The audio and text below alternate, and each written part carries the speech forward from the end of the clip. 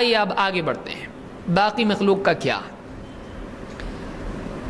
جمعہ کے دن سارے جاندار، جانور، چوپائے، چرند پرند سب کے سب گھبرائے گھبرائے سے رہتے ہیں۔ کیوں بھائی، کیا مسئلہ ہے؟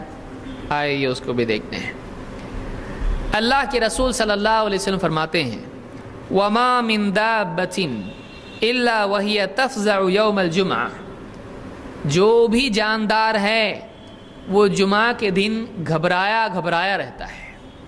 إِلَّا هَذَيْنِ الثَّقَلَيْنِ، سوائے ان دو بوجھوں کے۔ ثقلین، بوجھ، ثقل بوجھ کو کہتے ہیں۔ جو دو کون ہیں بڑی قومیں، ایک انسان اور دوسرے جنات، ایک انسان اور دوسرے جنات۔ إِلَّا هَذَيْنِ الثَّقَلَيْنِ، سوائے ان دو جماعتوں کے، گروہوں کے، مخلوقات کے۔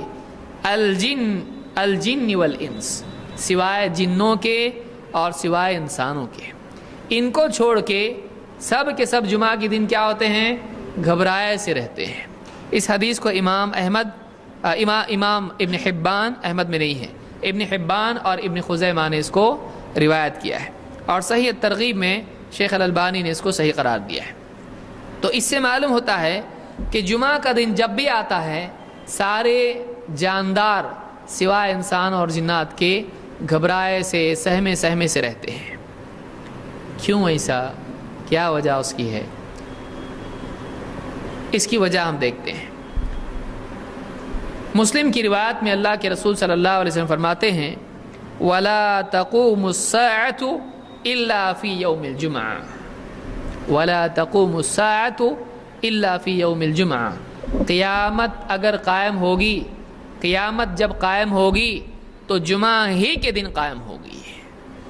قیامت کا دن بھی کب ہے؟ جمعہ ہی کے دن ہے۔ یہ مسلم کی روایت ہے۔ ایک دوسری روایت میں آپ نے فرمایا وَفِيهِ النَّفْخَةُ وَفِيهِ الصَّعْقَةُ، جمعہ ہی کے دن سور پھونکا جائے گا، اور جمعہ ہی کا دن ہوگا جس میں ساری مخلوقات بے ہوش ہو کے گر جائیں گی۔ اسی دن سب بے ہوش ہو جائیں گے۔ تو یہ مسند احمد، ابو داؤد، نسائی اور ابن ماجہ، ابن حبان، حاکم کی روایت ہے، اور یہ صحیح روایت ہے۔ تو اس روایت سے معلوم ہوتا ہے کہ قیامت کا دن بھی کب آئے گا؟ جمعہ کے دن۔